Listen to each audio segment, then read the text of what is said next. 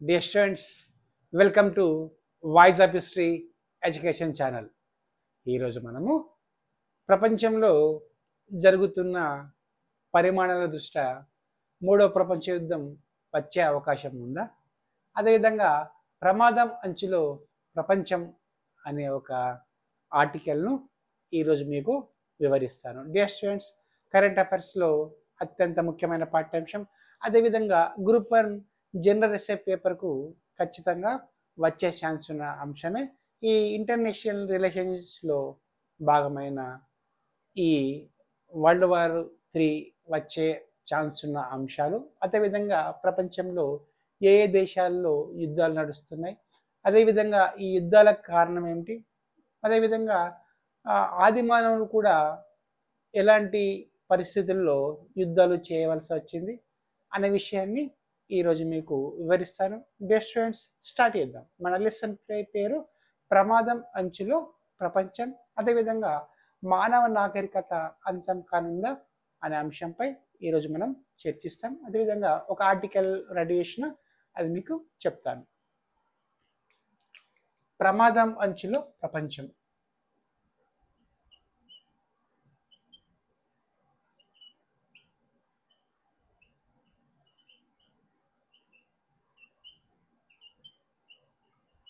ఈరోజు ఆర్టికల్ మనకి ఇది.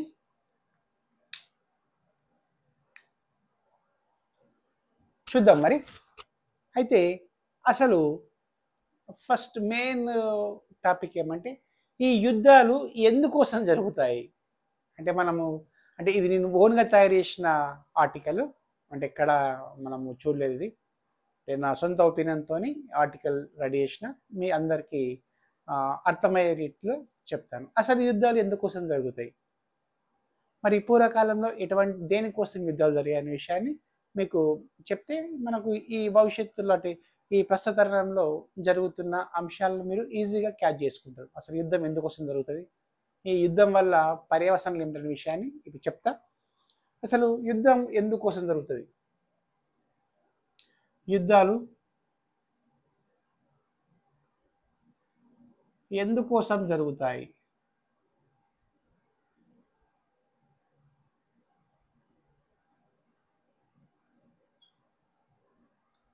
చూద్దాం మనం.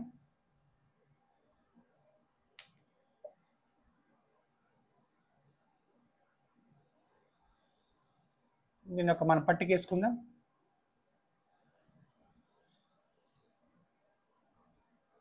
1 2 3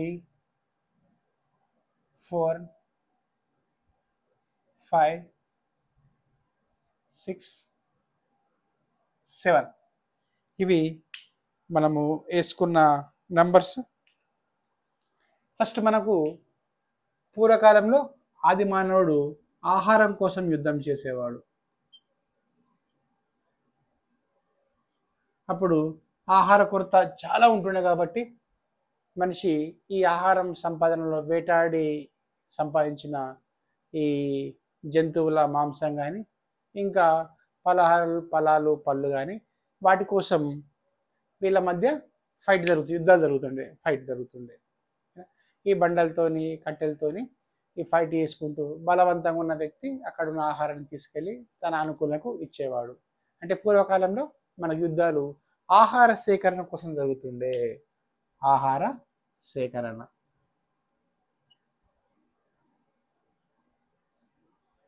ఓకేనా? పూర్వకాలంలో, ప్రాచీన కాలంలో మానవుడు ఆహారం కోసం యుద్ధం చేసేవాడు. ఇక రాను నాగరికత అభివృద్ధి చెందింది కాబట్టి అతను ఏం చేస్తున్నాడంటే తనకు గౌరవం కోసం ఫైట్ చేస్తుంది. గౌరవం.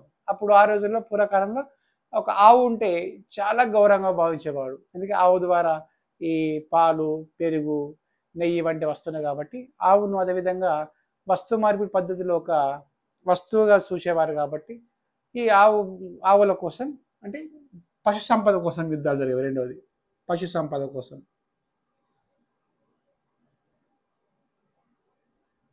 ముఖ్యంగా ఆవుల కోసం.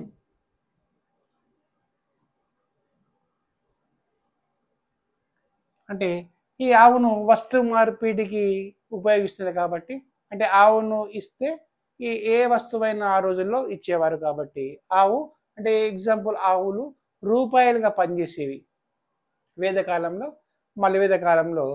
అదేవిధంగా సింధు నాగరికత కాలంలో కూడా ఈ ఆవును బేస్ చేసుకొని వ్యాపారం కొనసాగుతుండే. ఈ ఆవుల కోసం యుద్ధాలు జరుగుతుండే. ఇప్పుడు మహాభారత యుద్ధ కాలంలో కూడా అంటే మహాభారతంలో కూడా ఈ ఆవుల కోసమే యుద్ధం జరుగుతుంది. కొన్ని మహాభారతం స్టార్ట్ అయ్యే ముందు అంటే వీళ్ళు అరణ్యవాసం ప్లస్ అజ్ఞాతవాసానికి వెళ్తారు పాండవులు. ఓకేనా, 13 సంవత్సరాలు అరణ్యవాసం, 1 సంవత్సరం అజ్ఞాతవాసం ఉంటుంది, మొత్తం 14 సంవత్సరాలు. అయితే ఈ అజ్ఞాతవాసంలో ఉన్న సమయంలో ఈ కొందరు వ్యక్తులు ఈ ఆవులను అపహరిస్తారు కాబట్టి ఈ ఆవుల కోసం కూడా యుద్ధం జరుగుతుందని చెప్తారు. అదేవిధంగా ఈ దశరథ యుద్ధం కూడా ఈ ఆవుల కోసం జరుగుతుందని చెప్తారు. సో ఇప్పుడు ప్రాచీన కాలంలో ఆహార సేకరణ తర్వాత మనిషి చేసిన యుద్ధం ఈ ఆవుల కోసం లేదా పశు సంపద కోసం యుద్ధాలు జరిగేవి. ఇక తర్వాత రాను రాను మానవుడు సంఘజీవిగా మార్పు చెంది కొన్ని తెగలుగా ఏర్పడతారు.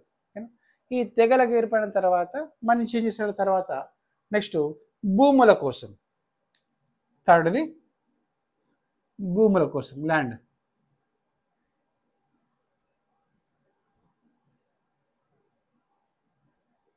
అంటే సంఘజీవిగా ఏర్పడిన మానవుడు తన ఆహార సేకరణను ఆపేసిన తర్వాత వ్యవసాయం చేస్తాడు. సో ఈ వ్యవసాయం కావాల్సిన భూములను అడవులను నరుక్కుంటూ వెళ్తూ ఈ భూమిని చదును చేస్తూ అంటే వ్యవసాయం చేస్తుండేవారు. సో ఈ వ్యవసాయం కోసం భూమి వ్యవసాయం కాబట్టి పెద్ద మొత్తంలో ఈ భూముల కోసం యుద్ధాలు జరిగేవి. ఇక నెక్స్ట్ నాలుగవ చూసుకుంటే మనకు ధన సంపద లేదా వ్యాపారం కోసం. నాలుగవది ధన సంపద ఆర్ వ్యాపారం కోసం. చూడండి, ఇక నాగరికత అభివృద్ధి చెందిన తర్వాత యూరప్ దేశాల్లో అనేకమైన స్వతంత్ర రాజ్యాలు ఏర్పడినాయి. అదేవిధంగా పారిశ్రామిక విప్లవ ఫలితంగా పెద్ద మొత్తంలో వస్తువులు యూరోప్లో ఉత్పత్తి కాబట్టి ఆ వస్తువులను ఎగుమతి చేయడానికి పేద దేశాలైన ఆఫ్రికా, ఆసియా దేశాలకు ఈ యూరోపియన్ దేశస్తులు వలసలు స్థాపించి ఈ వలసల ద్వారా వాళ్ళ వ్యాపారాన్ని కొనసాగించేవారు. ఈ వ్యాపారాన్ని సుస్థిరం చేసుకోవడానికి వాళ్ళు అక్కడ తమ సామ్రాజ్యాన్ని నెలకొల్పి, అంటే ఆ పేద దేశాలు కాబట్టి అక్కడున్న రాజ్యాలను ఓడించి వాటిని కబ్జా చేసుకొని వాళ్ళ వ్యాపారానికి ఒక మార్గం వేసుకున్నారు. సో ఈ మధ్యయుగంలో 16th, 17th, 18th సెంచరీలో ధన సంపాదన లేదా వ్యాపారం కోసం యుద్ధాలు చేసేవారు. ముఖ్యంగా వలసల కోసం యూరోపియన్ దేశాలు పెద్ద మొత్తంలో యుద్ధాలు చేసేవారు. ఓకేనా, ఈ వ్యాపారంలో ఉన్న పోటీ వల్ల కానీ ఈ ధన సంపద కోసం కానీ ఈ యూరోపియన్ దేశాలు ఒకరినొకరు యుద్ధాల్లో దిగి ఇక్కడ ఉన్న సంపదను కొల్లగొట్టడం కాకుండా స్థానికంగా ఉన్న రాజులను ఓడించి ఇక్కడ వాళ్ళ సామ్రాజ్యాలను ఏర్పరచుకున్నారు, వలసలను స్థాపించుకున్నారు. ఇది కూడా యుద్ధానికి కారణం, ధన సంపద. ఓకేనా, ఈ ధన సంపద తర్వాత మనకు ఇంకో ముఖ్యమైనది ఆయిల్. చాలా ఇంపార్టెంట్. ఆయిల్, నూనె బావులు లేదా పెట్రోల్ అనుకుందాం మనం ఈజీగా. ఓకేనా, వాహనం నడవాలన్నా ఖచ్చితంగా ఆయిల్ అవసరం. ప్రపంచంలో ఏదైనా కానీ ఈ ఆయిల్తోనే ముడిపడి ఉంటుంది. మనం చెప్పుకున్నట్లు అరబ్ దేశాలు పూర్వకాలంలో చాలా పేద దేశాలు. ఒక అరేబియా సముద్రం, అరేబియన్ సీ, అదేవిధంగా ఆ ఏరియా ప్రాంతం, అదేవిధంగా అరేబియా ఎడారి, వాళ్ళకు తాగడానికి కూడా నీళ్లు కూడా లేని పరిస్థితి. అంటే సముద్రం ఉంటుంది కాబట్టి ఆ సముద్రంలో ఉప్పు నీరు ఉంటుంది కాబట్టి వాటిని తాగడానికి అనువైన నీళ్లు కావు. కనీసం నీళ్ళు లేకపోని వాళ్ళు వ్యవసాయం చేద్దామంటే వ్యవసాయానికి అనుయోగమైన భూమికి లేదు, ఎడారి ప్రాంతం. సో అక్కడ ఏమి లేని పరిస్థితుల్లో అరబ్ దేశస్తులు, అరబ్బులు తమ స్వయం కృషితోని అక్కడ ఉన్న చిన్న చిన్న వనరులను పోగేసుకొని ఈ మేకలు, గొర్రెలు లాంటి వాటిని పెంచేసుకొని జీవనం కొనసాగించేవారు. సో కాలం గడుస్తున్న కొద్దీ 50s, 60s, 70s, 80s, 90sలో అక్కడ పెద్ద మొత్తంలో ఆయిల్ నిల్వలు బయలుపడడం వల్ల ఎడారి ప్రాంతంలో ఆయిల్ నిల్వ, ఎగ్జాంపుల్ ఎవరైనా ఒక వ్యక్తి వాళ్ళ ఇంటి కోసం బావి వేస్తే ఆ బావి వేసిన సందర్భంలో నీళ్లు రాక ఆయిల్ వచ్చేదని చెప్తారు. ఆల్రెడీ వస్తుంది కూడా ఆయిల్ కూడా. సో అటువంటి పరిస్థితుల్లో ఏమి లేకున్నా అరబ్ దేశాలు ప్రపంచంలోనే అత్యంత సంపన్నమైన దేశాలుగా ఎదిగాయి ఈ ఆయిల్ నిక్షేపాల వలన. సో మనకు 18th సెంచరీ తర్వాత 19th 20th సెంచరీలో పెద్ద మొత్తంలో ఈ ఆయిల్ కోసం అన్వేషణ జరగడం వల్ల ఈ ప్రపంచ దేశాల మధ్య విపరీతమైన పోటీ ఏర్పడి ఈ ఆయిల్ సంపదను దోసుకెళ్ళడానికి పెద్ద మొత్తంలో అమెరికా కానీ యూరోపియన్ దేశాలు పెద్ద మొత్తంలో ఆఫ్రికా దేశాల్లో చాలా పెద్ద మొత్తంలో ఈ ఖనిజ వనరులు కానీ ఆయిల్ వనరులు కానీ పెద్ద మొత్తంలో ఉంటుండే. ఈ యూరోపియన్ దేశాలైన ఫ్రాన్స్, ఇంగ్లాండ్, స్పెయిన్ లాంటి దేశాలు ఆఫ్రికా, అదేవిధంగా సౌత్ అమెరికా దేశాల్లో ఉన్న ఆయిల్ నిక్షేపాలను కొల్లగొట్టడానికి అక్కడ ఉన్న రాజకీయ పరిస్థితులను క్యాచ్ చేసుకొని పెద్ద మొత్తంలో ఆయిల్ నిక్షేపాలను తీసుకెళ్లేవారు. అదేవిధంగా ఇరాక్, ఇరాన్, కువైట్, అలాంటి దేశాల్లో అమెరికా వాళ్ళు జోక్యం చేసుకొని అక్కడ ప్రభుత్వాన్ని పడగొట్టి తమకు అనువైన ప్రభుత్వాన్ని అక్కడ ఏర్పాటు చేసుకొని పెద్ద మొత్తంలో ఆయిల్ నిల్వలను తీసుకెళ్లేవారు, అంటే తోడుకెళ్ళేవారు. సో ఈ 18th 19th 20th సెంచరీలో పెద్ద మొత్తంలో యుద్ధాలు, అంటే ప్రత్యక్ష పరోక్ష యుద్ధాలు ఈ ఆయిల్ కోసమే జరిగేవి. సో ఆయిల్ అయిపోయింది. దాని తర్వాత మనకు ఈగో, ఈగో లేదా స్వార్థం. ఈగో లేదా స్వార్థం. ఇక ఆయిల్ తర్వాత యుద్ధానికి కారణమైన ఇంకో అంశమే ఈగో ఆర్ స్వార్థం. అంటే ఇది ప్రపంచాన్ని రెండు ధృవాలుగా ఏర్పాటు చేసినవి. రెండవ ప్రపంచ యుద్ధం స్టార్ట్ కావడానికి హిట్లర్ మరియు ముస్సోలిని అవలంబించిన పద్ధతులే రెండవ ప్రపంచ యుద్ధానికి కారణమవుతాయి. వాళ్ళ ఈగో, వాళ్ళ స్వార్థం. అమెరికా మరియు రష్యా లాంటి అగ్రదేశాలు, England, Spain, Italy, Hungary, France లాంటి దేశాలు వాళ్ళ యొక్క స్వార్థం కోసం వాళ్ళ ఆయుధాలను ఎగుమతి కానీ ఆయుధాలను దిగుమతి చేసుకోవడం కానీ, ఆ రాజులు లేకపోతే అక్కడ ప్రధానులు, ప్రెసిడెంట్లు అవలంబించిన స్వార్థపూరిత రాజకీయ పరిస్థితులే మొదటి రెండవ ప్రపంచ యుద్ధానికి కారణమయ్యాయి. అంటే ఆయా నాయకుల యొక్క ప్రెసిడెంట్ కానీ, ప్రైమ్ మినిస్టర్ కానీ, అధ్యక్షుడు కానీ అలాంటి వ్యక్తుల యొక్క స్వార్థపూరిత చర్యలే యుద్ధాలకు కారణం. వాళ్ళ ఈగో, హిట్లర్ కానీ, ముస్సోలిని కానీ, స్టాలిన్ కానీ, అదేవిధంగా రూజ్వెల్ట్ కానీ, విన్స్టన్ చర్చిల్ కానీ, ఇలాంటి నాయకుల యొక్క ఈగో, అదేవిధంగా వాళ్ళ అధికార దాహం కూడా రెండవ ప్రపంచ యుద్ధం మరియు మొదటి ప్రపంచ యుద్ధానికి కారణమయ్యాయి. సో ఆ రోజులలో అంటే first and second world war రావడానికి కూడా ఆయా రాజులు, అదే జర్మన్ కింగ్ విలియం కూడా ఈ యుద్ధాలు రావడానికి కూడా ప్రధాన కారణం, మొదటి ప్రపంచ యుద్ధానికి కారణం. సో ఆయా దేశాలు అవలంబించిన యుద్ధ నీతి, వాళ్ళ స్వార్థపూరిత రాజకీయం, వాళ్ళ ఆయుధాలను ఎగుమతి చేయాలనే కాంక్ష, ఇలాంటి స్వార్థపూరిత ఆలోచన వల్ల వచ్చిన యుద్ధాలే మొదటి ప్రపంచ యుద్ధం మరి రెండవ ప్రపంచ యుద్ధం. డియర్ స్టూడెంట్స్, చూడండి మనకు ఇప్పుడు ప్రజెంట్ చెప్తా. ఫస్ట్ ఒకసారి రీక్యాప్ చేద్దాం. ప్రాచీన కాలంలో అంటే రాతియుగ కాలంలో మానవుడు ఆహార సేకరణ చేస్తుండే కాబట్టి పెద్ద మొత్తంలో ఈ ఫుడ్ స్కేర్సిటీ ఉంటుండే. సో ఆహారం కోసం పెద్ద మొత్తంలో వాళ్ళు గుంపులున్న వాళ్ళు బలవంతునికి, అది ఒక ఎగ్జాంపుల్, ఒక వ్యక్తి వేటాడితే చాలా మంది వచ్చేదానికి ఎత్తుకొని వెళ్ళిపోతుంది. సో అలా చిన్న యుద్ధాలు జరుగుతుంది ఆహారం కోసం, ఆహార సేకరణ. రాను పశు సంపద కోసం స్టార్ట్ చేసింది, మళ్ళీ భూముల కోసం స్టార్ట్ చేసింది, మళ్ళీ ధనం మరియు వ్యాపారం కోసం స్టార్ట్ చేసింది, తర్వాత ఆయిల్ పెట్రోల్ కోసం, తర్వాత ఈగో ఆర్ స్వార్థం కోసం. సో 1 2 3 4 5 6 ఇక 7వది చాలా ఇంపార్టెంట్. ప్రజెంట్ ఇప్పుడున్న పరిస్థితుల్లో మనకు యుద్ధాలు అనేవి ఈ సూపర్ పవర్ అనే ప్రాబ్లంతో, సూపర్ పవర్ ఈ సూపర్ పవర్ పోస్ట్ కోసమే ప్రపంచంలో ప్రత్యక్ష మరియు పరోక్ష యుద్ధాలు జరుగుతున్నాయి.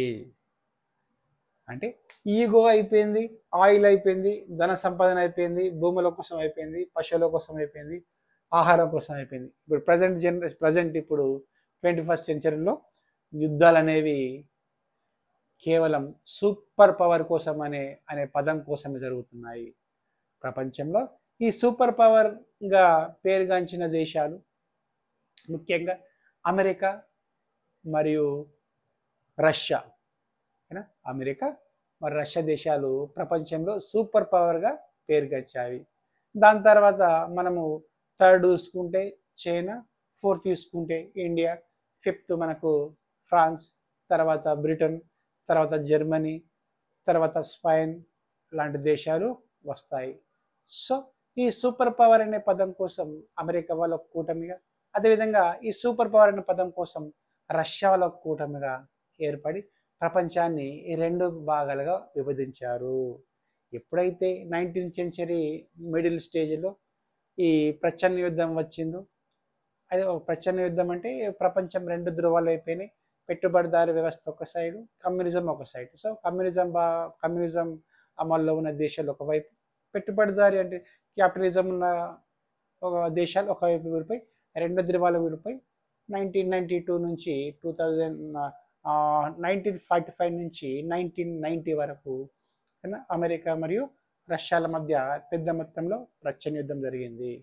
సో మూడో ప్రపంచ యుద్ధానికి దారి తీస్తుందన్న సమయంలోనే రష్యా దేశం 15 భూభాగా విడిపోవడం వల్ల ఆ ప్రచ్ఛన్న యుద్ధం అక్కడనే కొలాప్స్ అయిపోయి ప్రపంచం సేఫ్ జోన్లో పడింది. సో ఆ సేఫ్ జోన్ నుంచి మళ్ళీ డేంజర్ జోన్కు వెళ్తున్న తరుణంలో మనము ప్రస్తుతం ప్రపంచంలో అనేక దేశాల్లో, అంటే ఈ సూపర్ పవర్ కంట్రీస్ అని చెప్పుకున్న దేశాలు అమెరికా మరియు రష్యా దేశాలు ప్రపంచంలో అన్ని దేశాలకు వాళ్ళ సంపదను ఎగుమతి చేస్తూ విదేశీ మారద్రవ్యాన్ని పొందుతున్నాయి. ఎగ్జాంపుల్ రష్యాలో పెద్ద మొత్తంలో ఆయిల్ వస్తుంది కాబట్టి ప్రపంచంలోని అన్ని దేశాలకు ఆయిల్ని సప్లై చేస్తుంది. సుమారు 3 సంవత్సరాల నుంచి యుక్రెయిన్తో యుద్ధం జరుగుతున్నా కూడా రష్యాలో ఎటువంటి ప్రాబ్లమ్స్ రాలేదు. ద్రవ్యోల్బణం స్టెబిలిటీలో ఉంది, ధరలు కూడా స్టెబిలిటీలో ఉన్నాయి, ఆర్థిక వ్యవస్థ కూడా స్టెబిలిటీలో ఉంది. దానికి ప్రధాన కారణం అక్కడ లభించే ఆయిల్ సంపద. చూడు 3 సంవత్సరాలు యుద్ధాలలో కొనసాగించినప్పటికీ వాళ్ళ ఎటువంటి మార్పు రాలేదు. యాజ్ యూజువల్గా అక్కడ వర్క్స్ నడుస్తాయి, అక్కడ పనులు కూడా స్టాప్ లేదు, పనులు నడుస్తున్నాయి, ఫ్యాక్టరీ నడుస్తున్నాయి, సో స్కూల్ నడుస్తున్నాయి, కాలేజ్ నడుస్తున్నాయి, పరిశ్రమలు నడుస్తున్నాయి. అక్కడ ఎటువంటి ప్రాబ్లం లేకుండా అక్కడ వ్లాదిమిర్ పుతిన్ అక్కడ పరిపాలన కొనసాగిస్తున్నాడు. సో వీళ్ళు ఏం చేస్తారంటే సూపర్ పవర్ అంటే వీళ్ళకు కొన్ని అనువైన దేశాలు ఉంటాయి, వాళ్ళకు వీళ్ళ ఆయుధ సంపదతో పాటు అనేక రకమైన వాళ్ళ వస్తుత్పత్తిని తక్కువ రేటుకి ఇస్తూ అక్కడ విదేశీ మార్కెట్ని ఆర్దిస్తూ ఆర్థిక వ్యవస్థను స్టేబుల్గా ఉంచుకుంటున్నారు. అమెరికా వాళ్ళు సేమ్ వాళ్ళు ఏంటంటే వాళ్ళ దగ్గర ఉన్న ఆయుధ సంపత్తి మొత్తం ప్రపంచంలో అన్ని దేశాలకు ఎగుమతి చేస్తారు, ఎగుమతి చేసి వాళ్ళ యొక్క ఆర్థిక వ్యవస్థను కూడా వాళ్ళు కూడా స్టేబుల్ ఉంచుకుంటున్నారు. సో వీళ్ళు ఏం చేస్తారంటే ఇప్పుడు శత్రువు యొక్క మళ్ళా శత్రు యొక్క మిత్రుడు, శత్రు యొక్క శత్రువు వేరే వ్యక్తి మిత్రుడు అయిపోతాడు. ఇప్పుడు ఎగ్జాంపుల్ ఏ అనే వ్యక్తి బి అనే వ్యక్తి శత్రువు కాబట్టి ఈ బి అనే వ్యక్తి ఆటోమేటిక్ ఏకు మిత్రుడు అయిపోతాడు. ఎగ్జాంపుల్ చెప్తాడు అండి, మీకు ఇంకా క్లారిటీ చెప్తా. ఎగ్జాంపుల్ మీకు రఫ్ బోర్డు మీద వేసి రఫ్ క్లారిటీ చెప్తా.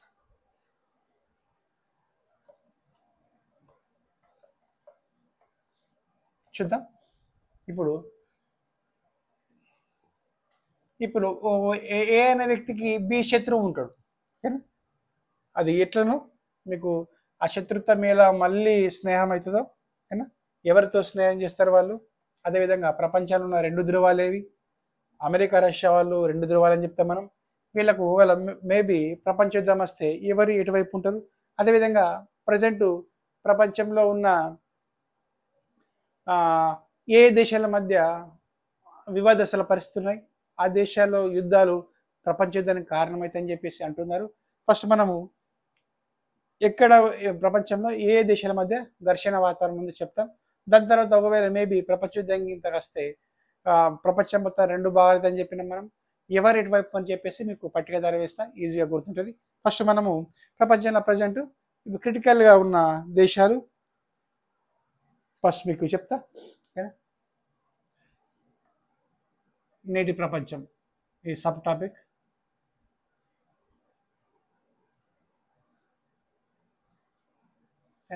ఇప్పుడు మనకు ఫస్ట్ మనం చూసుకుంటే రష్యా మరియు ఉక్రెయిన్.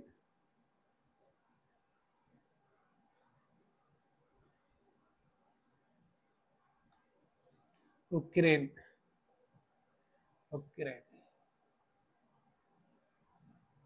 ఓకేనా, రష్యా వర్సెస్ ఉక్రెయిన్. అదేవిధంగా ఇరాన్ వర్సెస్ ఇజ్రాయెల్.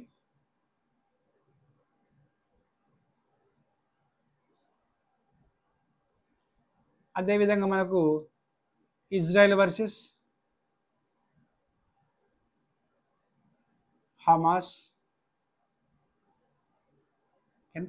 లెబనాన్,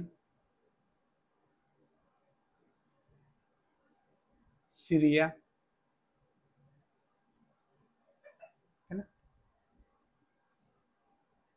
అదేవిధంగా మనకు లేటెస్ట్గా అమెరికా వర్సెస్ వెనిజులా. ఇది కూడా ఆయిల్ కోసమే.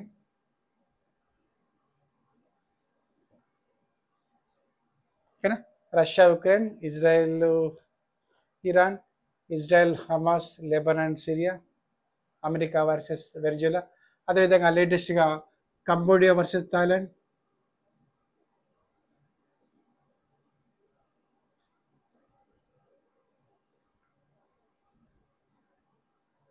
అదేవిధంగా China versus Taiwan.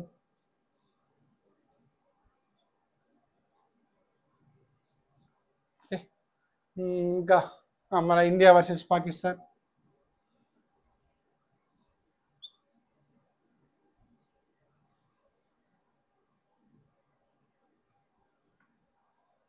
Okay, India Pakistan తర్వాత మనకు గ్రీస్ వర్సెస్ టర్కీ. ఫస్ట్ ఇది North Korea South Korea versus North Korea.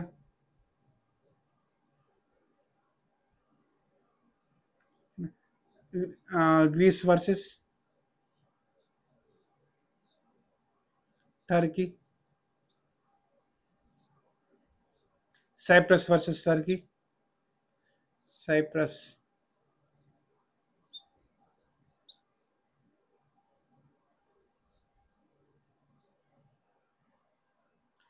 ఇవి ప్రపంచంలోనే ప్రజెంట్ హాట్ జోన్గా ఉన్న వివాదాలు ఉన్న దేశాలు. ప్రపంచంలో almost all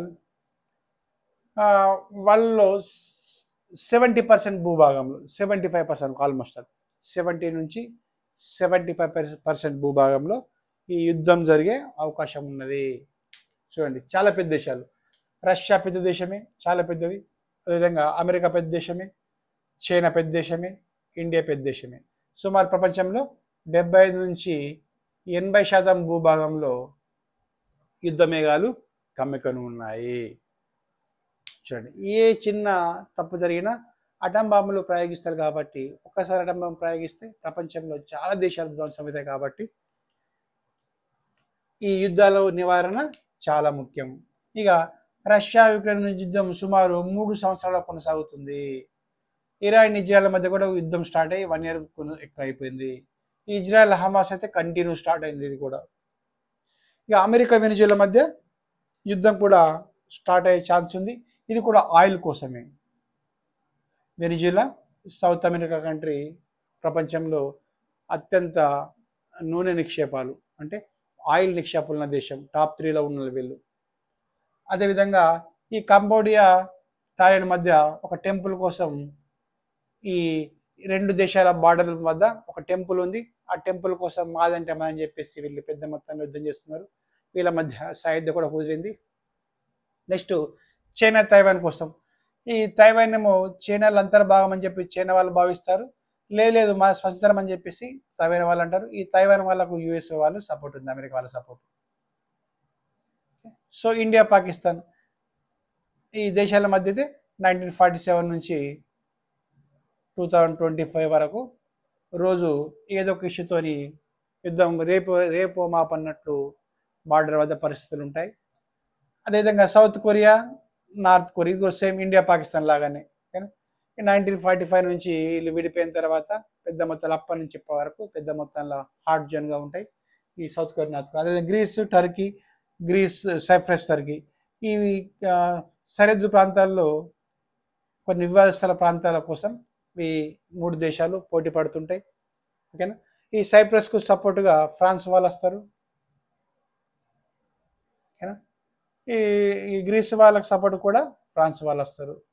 so Turkey versus Greece versus Turkey అనుకుందాం, సైప్రస్ వర్సెస్ టర్కీ. ఇవి ఎప్పుడు ఏ క్షణమైనా యుద్ధం జరిగే అవకాశం ఉన్న దేశాలు. సో హైలైట్ ఏమంటే ఇక్కడున్న అన్ని యుద్ధాలతో అమెరికా వాళ్ళకు, రష్యా వాళ్ళకు సంబంధాలు ఉన్నాయి. ప్రపంచంలో ఇన్ని దేశాల్లో యుద్ధం జరుగుతున్నా కూడా అమెరికా వాళ్ళకు ప్రత్యక్షంగా లేదా పరోక్షంగా సంబంధం ఉంది, డైరెక్ట్ ఆర్ ఇండైరెక్ట్. ఇన్ని దేశాలున్నా అమెరికా వాళ్ళు ఖచ్చితంగా వాళ్ళ ఏంటి ఉంటుంది, వాళ్ళ ముఖ్య ఏమేమంటే వాళ్ళ ముఖ్య ఉద్దేశం ఏంటంటే వాళ్ళ ఆయుధాలను మాత్రం పెద్ద మొత్తం ఎగుమతి చేసి ధనార్జన చేయడమే ధ్యేయం ఉంటుంది. ఎక్కడ జరిగినా చూడండి, ఈ రష్యా ఉక్రెయిన్ వాళ్ళు అమెరికా వాళ్ళు ఉక్రెయిన్కి సపోర్ట్ ఇస్తారు. ఈ ఇరాన్ ఇజ్రాయెల్ వాళ్ళు ఇజ్రాయెల్కు అమెరికా సపోర్ట్ ఉంటుంది. ఇజ్రాయెల్, హమాస్, లెబనాన్, సిరియాతో వారిలో ఇజ్రాయెల్కి అమెరికా సపోర్ట్ ఉంటుంది. ఇక వెనిజులా అమెరికా అయితే సొంతంగా దిగింది ఇక్కడ. ఈ కంబోడియా, థాయిలాండ్ మధ్య చైనా చిచ్చు పెట్టింది, చైనా కంట్రీ. ఇక తైవాన్, చైనా మధ్య వీళ్ళకు యుఎస్ఏ సపోర్ట్, అమెరికా సపోర్ట్ ఉంది. ఇండియా, పాకిస్తాన్ మధ్య అమెరికా తటస్థం ఉండి ఈ రెండు దేశాలు యుద్ధంకు పాల్గొంటున్నాయి. ఇక సౌత్ కొరియా, నార్త్ కొరియాకు రష్యా ఉంటుంది, సౌత్ కొరియాకు అమెరికా ఉంటుంది ఎప్పుడు సపోర్టు. సో ఇక్కడ కూడా వీళ్ళే ఉన్నారు. గ్రీసు, టర్కీ మధ్య టర్కీ నాటో సభ్య దేశం కాబట్టి అమెరికా ఎంట్రీ కాదు. అమెరికా ఎంట్రీ కాదు కానీ నాటో సభ్య దేశమైన ఫ్రాన్స్ ఇండో ఎంట్రీ అవుతుంది. సో సైప్రస్, టర్కీ మధ్య ఇక్కడ కూడా ఫ్రాన్స్ ఎంట్రీ అవుతుంది ఇక్కడ. సో యూరోపియన్ దేశాలు, అదేవిధంగా నాటో అనే సంస్థ, అదేవిధంగా అమెరికా వాళ్ళు, రష్యా వాళ్ళు వాళ్ళ యొక్క ప్రయోజనాల కోసమే ఈ మూడో ప్రపంచ యుద్ధం రావడానికి కారణమవుతున్నారు. ఒకవేళ భవిష్యత్తులో మూడో ప్రపంచ యుద్ధం వస్తే ఎవరి పక్షాల నుండి ఫైట్ చేస్తారనే విషయాన్ని మీకు ఒకటి మ్యాప్ రూపంలో, పట్టిక రూపంలో ఇస్తా, మీకు ఈజీగా అర్థమవుతుంది. రఫ్ చేద్దాం first.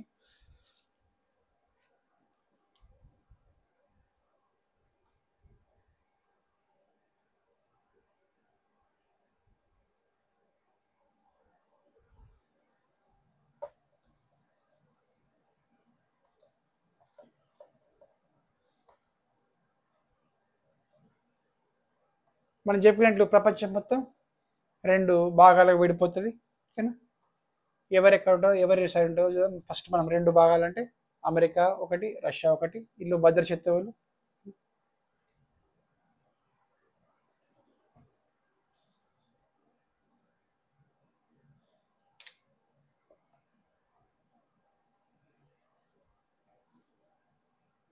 United states of America,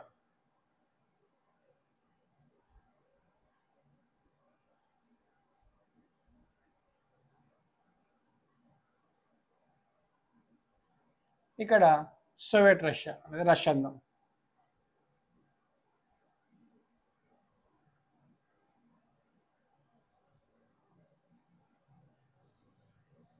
ఇది యుఎస్ఏ అనుకుందాం.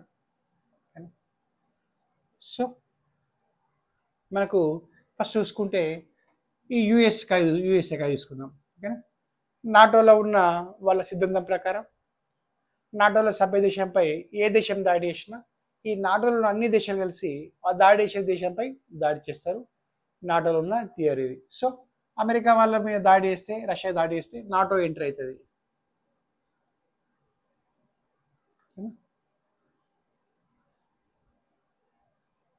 నాటో ఫస్ట్ ఎంటర్ అవుతుంది. అదేవిధంగా వీళ్ళ సైడు చైనా వాళ్ళు, China, Iran, China, Iran, North Korea,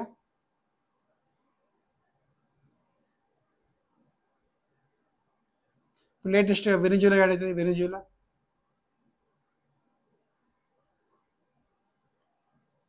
China, Iran, North Korea, Venezuela, అదేవిధంగా బెలారస్,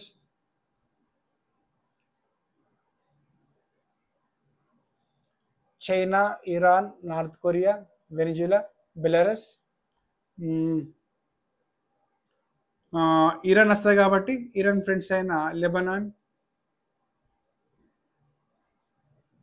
సిరియా యాడ్ అయిపోతుంది. అదేవిధంగా టర్కీ రాదు. టర్కీ ఎందుకంటే నాటో సభ్యదేశం, టర్కీ రాదు. ఇక్కడ చూసుకుందాం, నాటోతో పాటు ఉక్రెయిన్ వస్తుంది. ఉక్రెయిన్ ఉక్రెయిన్ ఉక్రెయిన్ ఉక్రెయిన్ ఓకేనా, ఉక్రెయిన్ వస్తుంది. ఉక్రెయిన్ తర్వాత ఇజ్రాయెల్, ఇది కూడా ఒక పవరే, ఇజ్రాయెల్.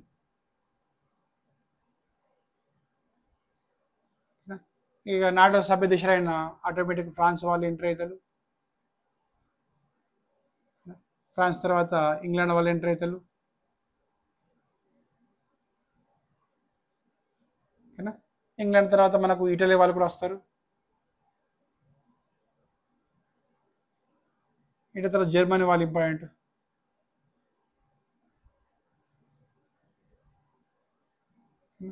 జర్మనీ తర్వాత మనకు ఇక్కడ ఆస్ట్రియా వస్తుంది, హంగేరీ. నాటో కానీ ఇక్కడ హంగేరీ వచ్చే ఛాన్స్ ఉంటుంది. రష్యా కొద్దిగా దగ్గర, నాటో సభ్య దేశం కానీ రష్యా కొంచెం దగ్గర దేశం, వచ్చిన రావచ్చు. స్టార్ మార్క్ పెడుతున్నాం, మేబీ. ఓకే, ఇంకో దేశం స్పెయిన్. స్పెయిన్ వచ్చే ఛాన్స్ ఉంది ఇక్కడ, స్పెయిన్. చూడండి, ఈ విధంగా మనకు చైనా, ఇరాన్, నార్త్ కొరియా సగటిపోయి ఇక్కడ సౌత్ కొరియా ఆటోమేటిక్ యాడ్ అవుతుంది.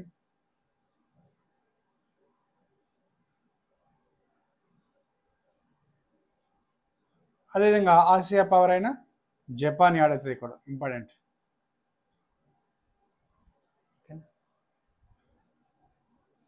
సో ఆల్మోస్ట్ ఆల్ 70 to 75% ప్రపంచ భూభాగంలో యుద్ధం పరిధిలోకి వెళ్ళిపోతాయి. చూడండి ఎంత విచిత్రము. ఇక్కడ అమెరికా ఉంటుంది కాబట్టి ఆటోమేటిక్ రష్యా ఎంటర్ అయిపోతుంది. ఇక్కడ ఏ దేశాలపై దాడి జరిగిన, ఇందులో ఉన్న ఏ దాడి జరిగినా వీళ్ళు ఎంటర్ అవుతారు. ఇందులో ఏ దేశాలపై దాడి జరిగిన యుఎస్ వాళ్ళు ఎంటర్ అవుతారు. సో కేంద్ర బృందం అనేది అమెరికా మరియు రష్యాల మధ్యలో ఉంటుంది. So NATO, Ukraine, Israel, France, England, Italy, Germany, Spain, South Korea, జపాన్లు ఒకవైపు ఏ అనుకుందాం, ఏ గ్రూప్ అనుకుందాం, ఇది బి గ్రూప్ అనుకుందాం. బిలో Russia, China, Iran, North Korea, Venezuela, Belarus, Lebanon, Syria, Hungary, maybe ఇలాంటి దేశాలు రెండు భాగాలుగా విడిపోయి ప్రపంచంలో సుమారు 70 నుంచి 80% భూభాగాన్ని కవర్ చేస్తూ మూడో ప్రపంచం జరిగితే ఈ విధంగా ప్రభావితమవుతాయి. అదేవిధంగా ఈ దేశాల మధ్య సుమారు ఈ అమెరికా, రష్యా దేశాల మధ్యనే సుమారు 80% అణ్వాయుధాలు ఉన్నాయి. ప్రపంచంలో ఉన్న మొత్తం అణ్వాయుధాల్లో 70 నుంచి 80% వరకు అణ్వాయుధాలు ఈ రెండు దేశాల మధ్య ఉంది. కానీ నాట్ యూజ్ ఫస్ట్ అనే పాలసీతోని ఈ దేశాలు ఉన్నాయి. అంటే CTBT ఒప్పందం ప్రకారం, కాన్ఫరెన్సింగ్ టెస్ట్ బ్యాన్ ట్రీటీ అనే ఒప్పందం ప్రకారం ప్రపంచంలో ఉన్న అన్ని దేశాలు నాట్ యూజ్ ఫస్ట్ అనే థియరీని పాటిస్తాయి. అంటే ఫస్ట్ వాళ్ళు అణుబాంబు ఎక్కడ వేయరు. వాళ్ళ దేశానికి భంగం కలుగుతున్న సందర్భంలోనే, వాళ్ళ సార్వభౌమికతను దెబ్బతింటున్న పరిస్థితుల్లోనే అటం బాంబు ప్రయోగిస్తారు. అంటే ఎవరి ముందు అటం బాంబు వేయరు. కానీ వాళ్ళ దేశం మొత్తం ప్రమాదం మంచిగా ఉంటే మాత్రం తప్పనిసరి పరిస్థితుల్లో అటం బాంబు వేస్తారు. చూడండి, father of all bombs, mother of all bombs అనే చాలా రకాలైన ఆయుధాలు అమెరికా మరియు రష్యా దగ్గర ఉన్నాయి. అంటే ప్రపంచ ప్రఖ్యాతిగాంచిన క్షిపణులు, అదేవిధంగా డ్రోన్స్, అదేవిధంగా పెద్ద మొత్తంలో మిజైల్స్, అధునాతమైన టెక్నాలజీ ఉంది కాబట్టి ప్రపంచ యుద్ధం జరిగితే, అంటే ఈ యొక్క చరిత్రకారు చెప్పినట్టు ఒకవేళ మూడో ప్రపంచ యుద్ధం ఇది జరిగితే ఈ యుద్ధం చరిత్ర రాసే వాళ్ళు కూడా మిగిలిదని చెప్తారు. అంటే ప్రపంచంలో ఒక్క మనిషి కూడా మిగిలని చెప్పేసి చరిత్రకారుల అభిప్రాయం. అంటే ఆ అధునాతమైన టెక్నాలజీ వల్ల పెద్ద మొత్తంలో వినాశనం చేసే ఆయుధాలు ఉన్నాయి కాబట్టి ఈ మూడవ ప్రపంచ యుద్ధం జరిగితే ప్రపంచ చరిత్ర రాయడానికి మనిషి కూడా మిగిలిదని చెప్పేసి చరిత్రకారుల అభిప్రాయం. చూడండి డియర్ స్టూడెంట్స్, ప్రపంచంలో యుద్ధాలు ఆహారం కోసం స్టార్ట్ అయినాయి, తర్వాత ఆవుల కోసం స్టార్ట్ అయింది, ఆవులు లేదా పశువుల కోసం, తర్వాత భూముల కోసం స్టార్ట్ అయింది, తర్వాత వ్యాపారం కోసం, తర్వాత స్వార్థం కోసం, తర్వాత ఆయిల్ నిక్షేపాల కోసం, తర్వాత మనం చెప్పుకున్నట్టు సూపర్ పవర్ కోసం. ఇలా ప్రపంచం మానవాళిని పట్టిపీడిస్తున్న వ్యవస్థనే ఈ యుద్ధం వ్యవస్థ. అంటే మానవాళికి పూర్వం నుంచి ఒక థ్రెట్గా భావించింది యుద్ధం. యుద్ధం వల్ల గెలిచిన వారు నష్టపోతారు, ఓడిపోయిన వారు నష్టపోతారు. Dear students, thank you very much. Thank you for watching.